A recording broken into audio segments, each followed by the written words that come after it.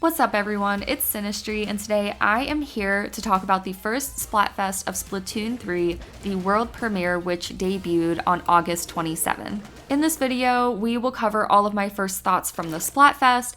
I wanted to get this out ASAP for all of you, that's why this is a bit of a different video. But if you like my usual content, and if you like Splatoon 3 content in particular, make sure to like and subscribe because I will be covering it a ton when it releases. Now let's jump into the weapons that I got to play as in the Splatfest. The first weapon that I tried was the Stringer, and honestly, I did not really enjoy this weapon. I think it's supposed to be a bit of a defensive weapon because it's not that great at splatting, but then it's also not great at inking a lot of turf either. So I'm kind of confused about what the reason is behind this weapon. Like, what is this meant to be used for? I hope if this is supposed to be an attack-heavy weapon that they can bump up the attack stat, because right now it's a little bit rough. I don't think that I would recommend this weapon for pretty much anyone because it's just not very useful compared to some of the others that I've seen. That being said, this is my favorite weapon design in the entire game. It looks so cool and I think it deserves much better, so I hope that either they can tweak the current one that is in the game or that they can add a variation that is a little bit stronger, either attack-wise or inking-wise. The second weapon I tried was the Splatana Wiper, and I also didn't really love this weapon, but I think I would enjoy a variation of the Splatana in the future. I did face a couple people with the Splatanas, and they were really great at splatting with this. It seems like the best strategy to splat people is to jump and do a long swipe. It seems to get the ink a lot farther, and I got splatted maybe once or twice before I caught on to this. I was anticipating that it would be much more of a close range weapon, but it does seem like it has some long range potential. I would say this is definitely more of an offensive weapon, just from my experience, but I think that other offensive weapons are better, so for right now, I would not necessarily recommend this weapon either. I do really hope this gets a buff as well, or a stronger variation, because it does seem like a great weapon, and I think it'll be really fun to play as once they've kind of tweaked it. Now the next weapon that I played as, of course, is the Splat Roller, which is my favorite weapon still to this day. Even in Splatoon 3, it is the best in my opinion. I will probably stick to this forever because it is just such a balanced weapon in my opinion. I like that it's still pretty fast, I like that you can still splat pretty well with it, and you can get a lot of turf. I really see no downside to the Splat Roller, and I'll talk about the kit in a little bit, or at least the special, but I did think that the whole package was really good in this game as well. On the other hand, I did try the Dynamo Roller again because I remembered it from Splatoon 2, and I did not enjoy it then and I don't enjoy it now. I am so sorry if you play as this weapon, but why? Please let me know in the comments if you do play with the Dynamo Roller and what your reason is for it, because I cannot make sense of that. It is so slow, and I get that it attacks really hard, but there are so few circumstances where that really matters over just speed. It feels like speed really kind of takes the cake in this game more often than not. So I would just really love to know, like, what is the use case for the Dynamo Roller? Finally, I did play with the Octo Brush. I think that this is a really solid weapon in general. I mean, honestly, I would probably rank it my second or third weapon out of the current group just based off of my, one or two games with it. But I think that the Zipcaster kind of kills it, and maybe because of that, it would actually go a little bit lower.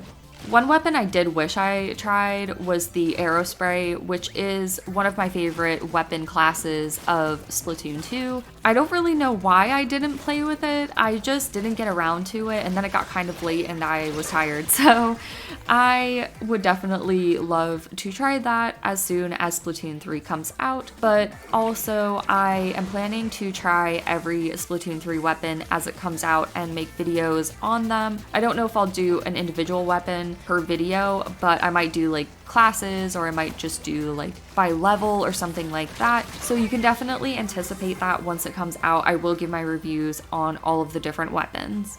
But let's jump over and talk about the specials of Splatoon 3. Starting off, we have Killer Whale, and this was really fun to use. It felt very intense, but it actually didn't seem to do as well as I thought it would do. It still kind of got like a splat or two every time I used it, but I did see some people not get any splats with it, so I think that it is a kind of precise special, more precise than what you'd think based off of looking at it and seeing the trailers and all of that.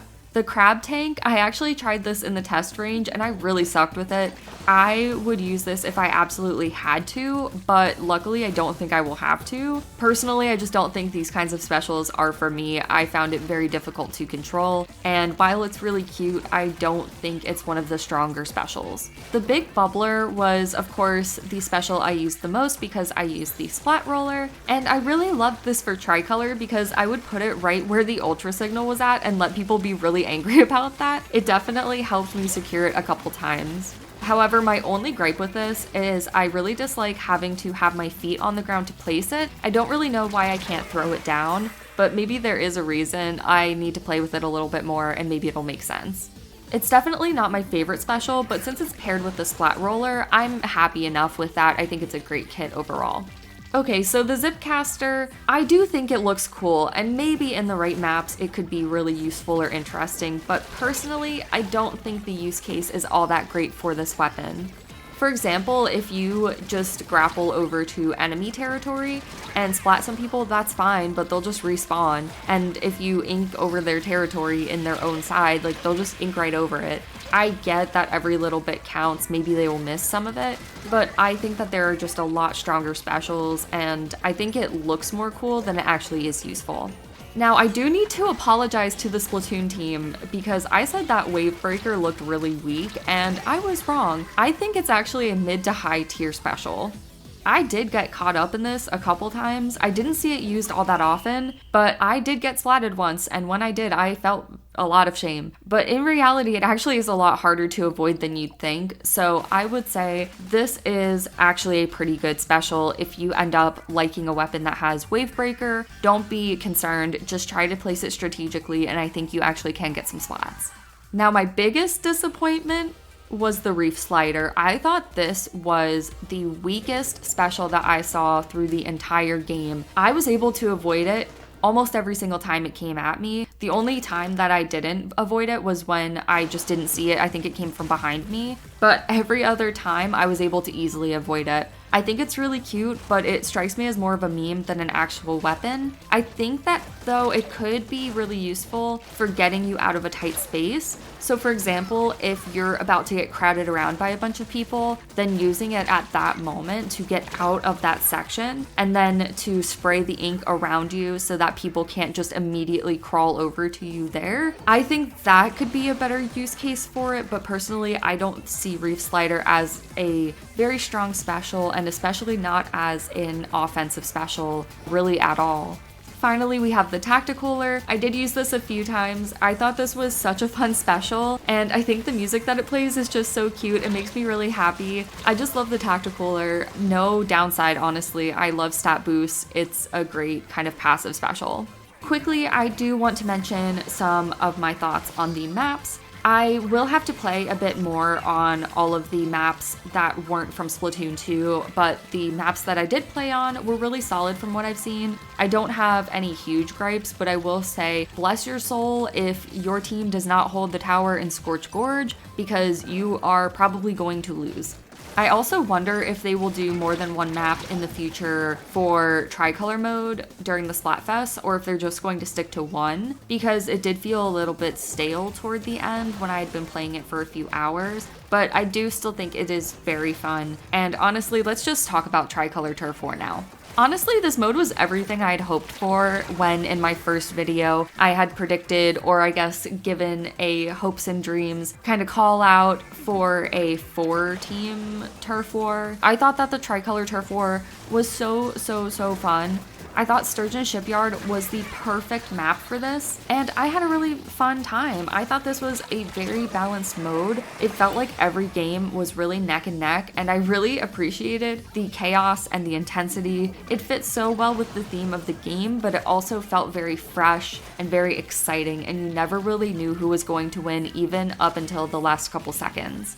I also appreciate that both of the 2-player teams can work together. Like if one of you wins, then the other one also wins. That was really nice. It just made it feel a little bit less like stressful and like you had to win every single time. But also I feel like if you lose, it does feel like it's a fair fight because it is so close. Pretty much every match that I played, there were only maybe like 2 matches I played where some people got like totally wiped out. But in reality, it does feel like it is a very, very balanced mode for what it is.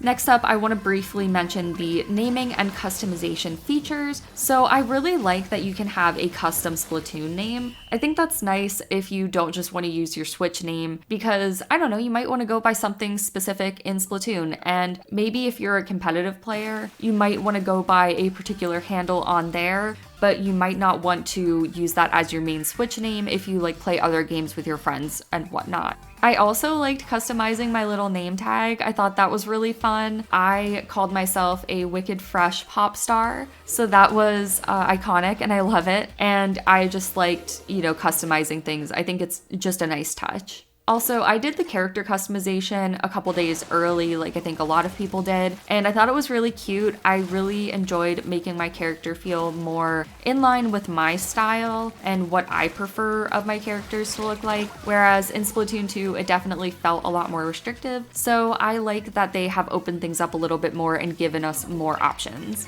Okay, so on to the big gripe that I had with the Splatfest, which were the connection issues. I had a lot of connection issues, and I think a lot of people did. It was really annoying that there were a few times I would be in a match and I would drop. I'm not sure if it was the servers, if it was someone Switch hosting things, if it was my internet. Like, I don't think it was my internet because my internet's really good. So I'm kind of confused and concerned about that, and I hope they can fix the network issues. One time I was actually stuck in a game for almost a full minute, unable to do anything. I was just stuck in place, standing there, unable to move, to use my weapon, to really do anything. I couldn't even move the camera around, and the connection totally dropped. And it was very frustrating. And I think another one of my teammates actually got stuck as well, like right next to me. So I am not sure at all what happened there. There were also a few times when people disconnected, which was kind of annoying, but I do think that it's good that they kick you out if someone disconnects because it just kind of feels a little more fair, like you're not going to have to fight an uphill battle. But I do think that the Splatoon team, like Nintendo in general, whatever systems they have set up, I think they're going to be a lot more strict about disconnects. And also, I have seen them be a little more strict about cheating as well. So I do think they're doing this to kind of set up for competitive because they don't want people to lose their competitive advantage because they're stuck in a game where people disconnect. In general, though, the connection error message was the biggest issue I encountered and the worst issue, and it was super annoying. I only played for maybe 4 or 5 hours, and I encountered probably 10 or 15 connection errors. It was super annoying, and it happened sometimes multiple times in a row, which honestly made me question, like, what is the issue here? Is it me? Is it the servers? What can I do to fix this? I really have no idea what was going on there.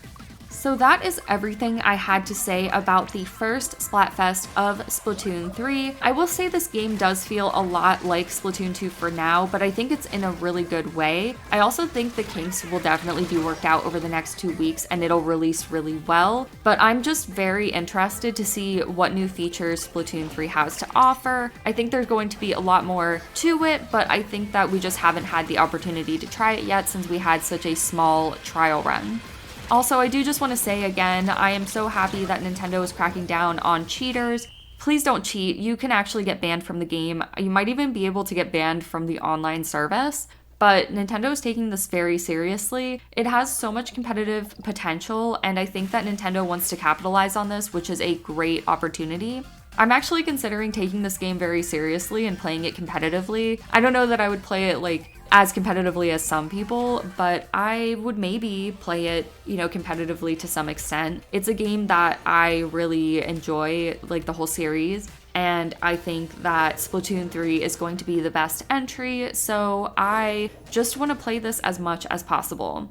Now those were all of my final thoughts. Let me know what you thought of this game. Be sure to comment with all of your thoughts and opinions and what weapons you enjoyed, what maps you enjoyed, all of these different kinds of things. And also remember to like and subscribe. Again, I will be putting out more Splatoon 3 content in the near future as soon as the game is released. Thank you so much for watching, and I will see you next time.